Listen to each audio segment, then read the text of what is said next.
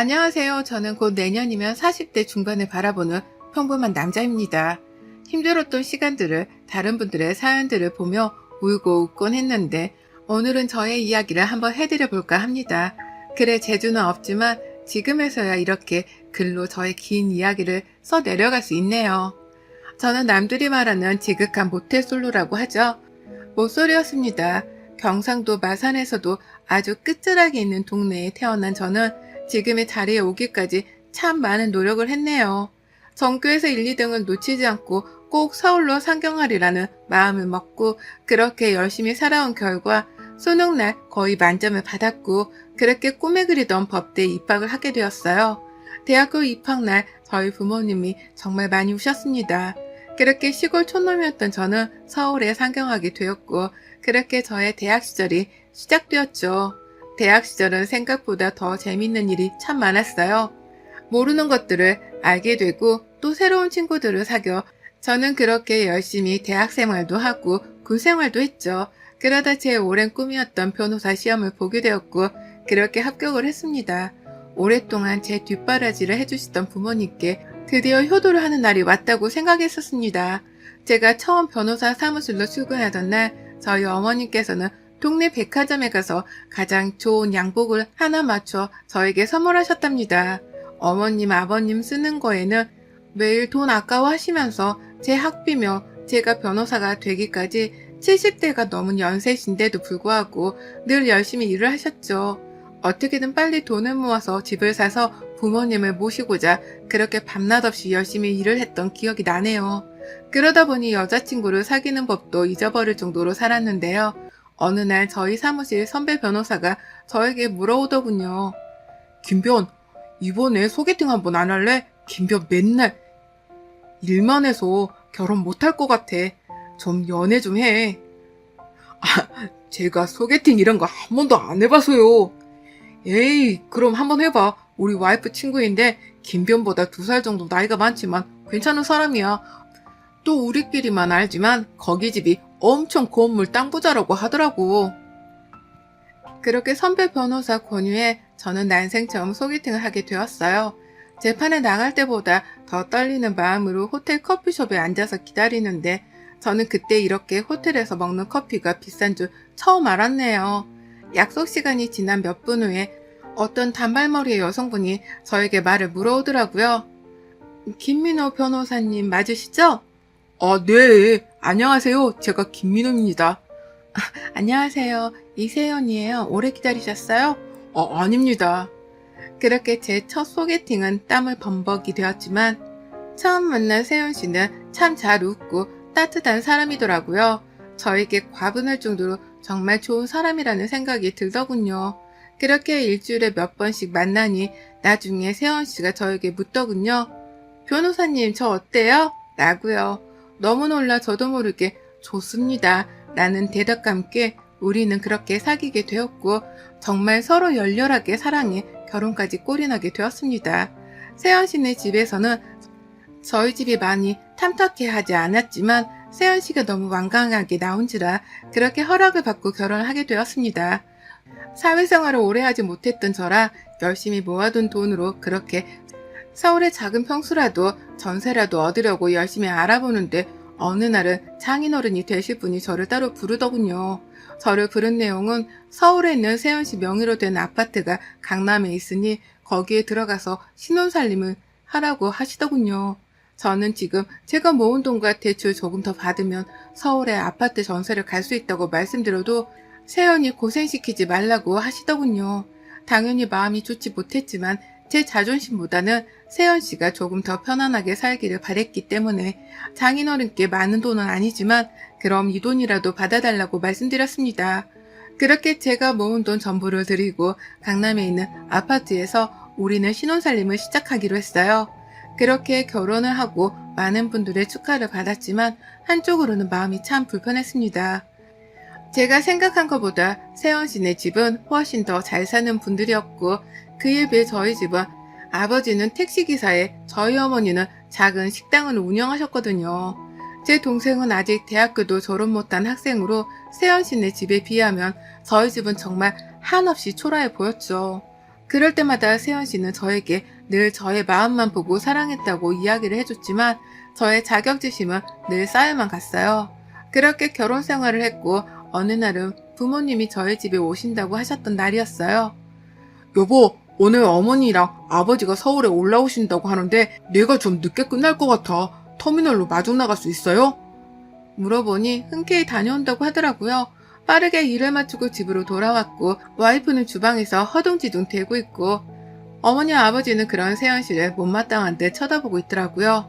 무슨 일인지 연유를 물으니 와이프가 요리를 하다가 차 시간보다 조금 늦게 왔는데 그 일로 어머니 아버지가 많이 언짢으셨다고 해요. 자기를 무시하는 건 아니냐고 하실 정도로 와이프한테 이야기했다고 하는데 제가 그래서 자초지종을 설명하고 그렇게 넘어갔죠. 그렇게 밤늦게 와이프에게 저도 모르게 조금 화를 내고 말았어요. 여보, 내가 그렇게 부탁했는데 좀 시간 좀 잘 맞춰서 가지 그랬어요? 어머니 아버지가 마음이 많이 그러셨을 것 같아요. 라고요. 와이프는 미안해요 여보, 내가 열심히 한다고 했는데 시간을 못 보고 요리하느라 그랬어요. 화 풀어요. 제가 어머님 아버님에게도 따로 말씀드릴게요 하더군요. 그렇게 그 일이 넘어가고 그 다음날 와이프가 어머니 아버지에게 많이 미안했는지 백화점에 가서 쇼핑도 해드리고 용돈도 넉넉하게 드려 버스 타시는 곳까지 잘 모셔다 드렸다고 하더군요. 그래도 고마운 마음이 들더라고요. 그렇게 처음 맞는 설날이 되었고 바쁜 와중이지만 처음 설날이라 와이프랑 이것저것 좋은 것들을 싸들고 내려갔어요. 결혼하고 처음 가는 고향이라 설레기도 했고 오랜만에 고향 친구들을 만날 걸 생각하니 기분도 좋더라고요. 오랜만에 내려간 고향에서는 여러 친척분들이 모여 계셨고 친구들 또한 다 같이 모여 재밌는 시간을 보냈답니다. 그렇게 명절 당일에 밥을 먹고 와이프 친정으로 올라가려는데 갑자기 저희 어머니가 급제를 해서 움직일 수 없다고 하시는 거예요. 아픈 어머니를 두고 차마 갈 수가 없어 어머니에게 양해를 구하고 그 다음날 가는 걸로 이야기를 했죠. 그렇게 그 다음날 서울로 올라가 와이프 친정으로 찾아뵈니 장인어른이 잔뜩 화가 나 있더라고요. 처음 명절인데 그래도 얼굴은 비춰야 하는 게 아니냐고요. 저는 어머니가 아파서 차마 올라올 수 없었다 이야기를 하고 그렇게 똥 씹은 표정으로 밥도 먹는 둥 마는 둥 하다 집으로 왔어요. 근데 와이프에게 자꾸만 화가 나더라고요. 저도 모르게 장인어른은 왜 나를 못 잡아먹어서 난리이신 거냐고, 내가 우리 집이 돈도 없고 백도 없어서 무시하는 거냐고 소리를 벌컥 냈죠. 그때부터였을까요? 와이프가 어느 순간부터 잠을 잘 자지도 잘 먹지도 못하더군요. 저는 다이어트를 늘 하는 사람이라 그런 거보다 했죠. 하지만 어느 날은 그런 와이프가 꼴보기가 싫더라고요. 마음은 안 그러는데 자꾸만 와이프를 보면 저도 모르게 다른 여자들과 비교하게 되고 연애 때 그렇게 예뻐 보였던 얼굴이 지금은 예뻐 보이지가 않는 거예요. 저는 그렇게 마음이 많이 돌아섰고 어느 날부터는 집에 들어가기가 싫더군요. 회사가 끝나면 친구들을 만나 끝까지 술을 마시다 집에 가기도 하고 또 어느 날은 혼자서 호텔에서 자고 그렇게 지낸 지 석 달 정도가 되니 와이프가 무슨 일 있냐고 되묻더군요. 그냥 그런 말을 대꾸조차 하고 싶지 않아 아무 일 없다고 신경 쓰지 말라고 했어요. 그러나 어느 날 어머니가 아무 말도 없이 서울에 올라오셨다고 하시네요. 제가 재판이 있어 갈 수 없어 와이프에게 부탁하고 집으로 가니 저희 어머니께서 와이프에게 노발대발 하고 있더라고요. 어머니 무슨 일이세요? 아니 요망한 게 자꾸만 내가 못 먹는 음식을 가져다 주는데 지금 무시해서 이러는 거냐? 상에 있는 음식을 엎으면서 막 소리를 고래고래 지르시더라고요. 와이프는 그런 게 아니라고 그저 울고만 있고 저는 와이프한테 도대체 어머니도 제대로 못 모시고 뭐 하는 거냐고 집에서 매일 빈둥빈둥 놀면서 어머니 비위 한번 못 맞추냐고 소리치고 어머니랑 저는 밖으로 나왔어요. 그렇게 어머니 비위도 맞춰드리고 백화점 가서 쇼핑도 함께 해드리고 집에 왔더니 와이프가 아까 어머니가 엎었던 음식들을 다 닦고 치우고 있더라고요. 꼴도 보기 싫어 바로 씻고 방에 누워 잠을 청하고 있었죠. 갑자기 와이프가 들어오더니 어머니가 저를 싫어하시는 것 같아요. 제가 잘해드리려고 해도 제가 못마땅하신 것 같아요. 라고 하는데 저도 모르게 너무 화가 나서 와이프를 콱 하고 밀쳤어요. 무슨 소리를 하는 거냐. 도대체 우리 어머니가 너를 왜 싫어하겠냐?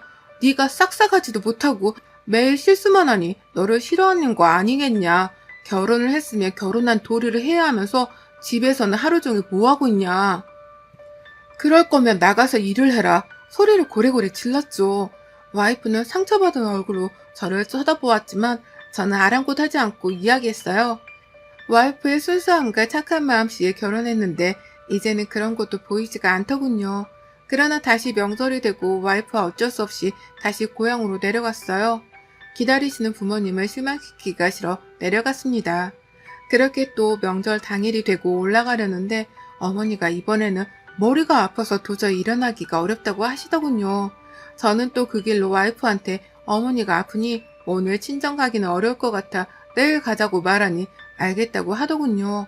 같이 있기가 불편할 것 같아 어머니랑 아버지를 모시고 외출했다 돌아왔는데 와이프가 침대에 누워있었습니다. 어머니가 와이프한테 아니 쟤는 도대체 왜 잠만 잔대냐. 빨리 일어나서 저녁하라고 해라. 라고 하시길래 와이프를 깨웠죠. 아무리 깨워도 일어나지 않길래 이상해서 머리를 만졌는데 머리가 불덩이 같더군요. 여보 왜 그래 여보. 계속 소리를 지르는데도 일어나지 못해 그대로 근처 가까운 병원으로 달려가니 병원에서 영양실조에 과로로 쓰러진 것 같다고 하더군요. 요즘 영양실조가 많이 없는데 왜 그러나 싶었죠. 그렇게 와이프는 정신을 좀 차렸고 병원에서는 초음파상에 이상 소견이 보이는 것 같아 큰 병원으로 가보라고 하더군요. 올라가자마자 큰 병원에서 검사를 하니 와이프가 유방암이라고 하네요. 그 자리에서 얼마나 펑펑 울었던지 정말 그날은 지금도 제 인생에서 잊지 못할 날이 아니었나 싶을 정도로 정말 많이 울었습니다. 와이프는 괜찮다며 저에게 수술하면 나을 거니 걱정하지 말라고 말을 하지만 저는 와이프에게 아무 말도 할 수가 없었어요. 수술 날짜를 잡고 집에 와서 와이프의 짐을 싸고 병원으로 다시 가서 저도 잠을 청하려는데 와이프 핸드폰에 문자 소리가 들리더군요. 원래 핸드폰을 잘 보지는 않지만 그날따라 꼭 와이프 핸드폰을 보고 싶더군요. 그 핸드폰을 보고 난 뒤 저는 그 자리에 서서 아무 말도 할 수가 없었습니다. 그 문자의 주인공은 바로 저희 어머니였기 때문이죠. 근데 그 내용은 내가 아는 우리 어머니가 맞나 싶을 정도였어요. 와이프에게 네가 그렇게 약해서 우리 아들 앞길 망치지 말라고. 얘기도 못 갖는 몸이 어디서 자꾸 주제넘게 아들을 넘보냐. 그럴 거면 위자료 왕창 주고 이혼해줘라. 이런 내용이었던 것 같아요. 바로 어머니께 전화해서 물어볼 수가 없어 우선 그 문자를 캡처해서 제 핸드폰으로 보내놨어요. 그렇게 와이프 핸드폰에 있는 어머니 문자를 보니 그야말로 가관이더군요. 욕만 쓰지 않았지 와이프한테 저랑 헤어지라는 내용이 가득했어요. 너만 없었으면 더 좋은 와이프 만나서 행복했을 거다. 네가 놔줘라. 우리 가문대를 끊으려고 하냐. 이 말부터 시작해서 별 말들을 다 하셨더라고요. 저는 지금까지 저희 어머니 아버지를 올곧은 분들이라 생각하며 그렇게 살았습니다. 누구에게 싫은 소리 못하시는 분들로 평생을 살았다고 생각했지만 와이프 문자 속에 있는 저희 어머니는 제가 지금까지 알고 있던 어머니와는 다르더군요. 와이프가 얘기 문제로 정말 많이 스트레스를 받아야 했는데 저는 천천히 갖자고 말했고 와이프는 늘 아이가 생기지 않나 스트레스를 받아 했었죠. 그러다 제가 밖으로 나돌기 시작했고 와이프는 그런 저의 마음을 알면서도 기다려 주었더라고요. 하염없이 잠자는 와이프를 보니 내가 도대체 무슨 생각을 한 건지 알 수가 없었어요. 그런 저는 어머니에게 찾아갔고 어머니는 그런 문자 보낸 적 없다고 끝까지 잡아떼더라고요. 저는 소리를 질렀죠. 어떻게 이렇게까지 행동하실 수 있냐고요. 저 변호사라는 직업 빼고 아무것도 가진 게 없다고요. 지금 집도 와이프가 자기 집인데도 불구하고 제가 자존심 상할까봐 제 명의로 바꿔주고 충분한 돈이 있음에도 제 자존심 때문에 제가 주는 돈으로만 사는 사람인데 어떻게 이러실 수가 있냐고요. 집안에 있는 보이는 것들은 다 던졌어요. 무슨 정신으로 그랬는지 정말 어머니도 많이 놀랐었겠죠. 우는 어머니를 뒤로하고 저는 서울로 돌아와서 와이프에게 물었어요. 우리 엄마가 힘들게 하진 않냐고 물으니 와이프는 그런 거 없다고 잘해주신다고 웃으며 이야기하더군요. 울면서 말했어요. 왜 이렇게까지 거짓말을 하냐고요. 다 알고 있는데 왜 나를 이렇게까지 비참하게 만드냐고요. 와이프는 그제서야 어머님이 자기를 싫어하는지 처음부터 알고 있었대요.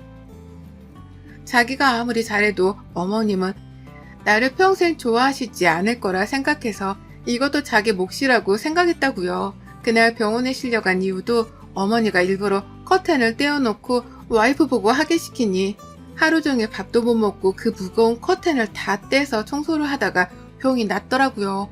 저한테는 한마디도 없었고요. 이뿐만이 아니라 매번 명절 때마다 친정에 가지 못하게 하려고 아픈 척 연기를 하셨더라고요. 제가 지금까지 사랑한 분이 맞는지 저는 도저히 믿을 수가 없었어요. 그렇게 와이프는 수술하고 퇴원을 해서 회복을 하고 있는 상태입니다. 저는 하나둘씩 정리를 하고 있는 상태이고요.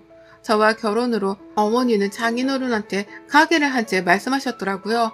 저희 와이프에 비하면 저는 변호사인데 지금 와이프랑 결혼 안 하면 그쪽 집안보다 난다긴다 하는 사람들이 중매서주려고 난리를 한다고요.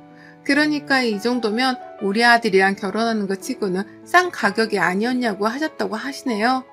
장인어른은 할 말이 없으셨지만 자기 딸이 너무 사랑하는 사람이 부모님이라 가게를 차려주셨다고 합니다. 저한테는 말씀을 안 하셨더라고요. 다시 고향으로 가 장인어른이 차려준 가게는 정리를 싹 했습니다. 어머니는 울며 불며 열심히 뒷바라지하고 지금 하는 게 고작 이거냐면서 난리를 치셨지만 제가 어떻게 아들 가지고 장사를 하실 수 있냐고 고래고래 소리를 질렀어요. 사랑해서 결혼했는데 어머니는 자식을 가지고 장사한 거밖에 더 되냐고요.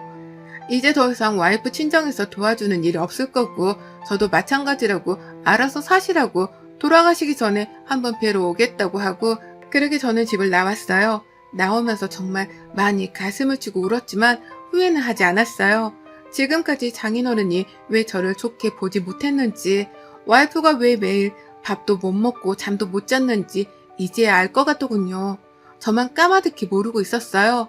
열심히 공부하고 이 자리까지 왔다고 생각했지만 저는 와이프 하나도 제대로 챙기지 못하는 무능한 남편이었습니다. 가게 정리하고 난 돈은 장인어른께 다시 돌려드렸습니다. 무릎까지 꿇고요. 부모님을 대신해 제가 정말 죄송하다고요. 장인어른은 일어나라고 자기 탓이 아니지 않냐고 하셨지만 저는 차마 아무 말도 하지 못했죠.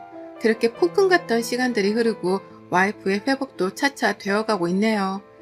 그 회복 속에서 저는 지금까지 제가 잘못했던 저희 부모님이 잘못했던 일들을 생각하면서 용서를 구하고 있습니다. 어머니 아버지는 매일매일 저랑 와이프에게 전화가 오지만 저는 차단을 한 상태이고 와이프는 그렇게까지 하고 싶지는 않다고 했지만 와이프 전화번호는 제가 바꾸어놨습니다. 제가 생활비를 끊으니 전화를 하시는 것 같지만 저는 더 이상 생활비랑 지원을 할 생각이 없습니다. 제가 모은 돈은 장인어른이 돌려주신 상태라 그 돈은 동생에게 줬습니다. 부모님의 마지막 노후를 위해 제가 해줄 수 있는 마지막이라고 전해달라고 했네요. 지금까지 제가 공부하면서 뒷바라지만 한 값이라고 생각하기를 바란다면서요. 남들은 저에게 그럽디다. 그래도 아무리 자기 부모인데 저렇게까지 등지고 살고 싶냐고요. 모질다고요. 물론 모질고 독할 수 있습니다. 하지만 제가 지금까지 살아온 세상에서는 저는 늘 옳아야 한다고 생각했습니다. 그 옳아야 하는 마음속에서 와이프를 만나면서 저도 모르는 자격지심이 생겼겠죠. 와이프의 그 넓은 마음이 그 여유와 배려심이 저를 늘 초라하게 만드는 것 같았습니다. 어머니 아버지가 아닌 사실 제가 더 나쁜 놈이 아니었나 싶을 정도로 저는 참 모질었던 놈이었죠. 저는 와이프가 회복하고 다시 잘 살아가는 모습을 보며 떠날 생각입니다. 아직 와이프를 많이 사랑하고 와이프도 절 많이 사랑한다지만 지금까지 저와 제 가족이 준 상처를 아마 와이프는 평생 잊지 못할 거라 생각합니다. 그리고 어머니 아버지에게 가장 큰 복수는 제가 철저한 혼자가 되는 것이라고 생각합니다. 지금 하루하루 다시 와이프와 연애하는 마음으로 살아가고 있습니다. 회사가 끝나자마자 퇴근을 하면 아직 아픈 몸이지만 저를 배웅하러 나오는 와이프만 보면 늘 마음 한켠이 아려옵니다. 곧 이별을 해야겠지만 그날까지는 지금까지 제가 상처 주었던 일들을 정말 조금이라도 아주 조금이라도 만회하는 마음으로 살고 있습니다. 부모님은 이제야 포기하셨는지 저에게 더 이상 전화를 하지 않으세요. 아마 돈을 받으셔서 그러시겠죠. 그래서 한동안은 조용하실 것 같네요. 살면서 가장 존경하는 사람이 저희 부모님이었는데 저는 그런 부모님의 실체를 이제서야 알게 되었습니다. 그 실체를 안 이상 더 이상 부모님을 보지 않는 게 맞다고 생각이 들었습니다. 남들은 불효라고 할지 몰라도 저는 와이프에게 속지 않은 마음으로 살아가도록 하겠습니다. 쌀쌀한 날씨 여러분들도 아무쪼록 감기 조심하세요. 여러분의 생각은 댓글로 남겨주세요. 오늘도 시청해주셔서 정말 감사합니다.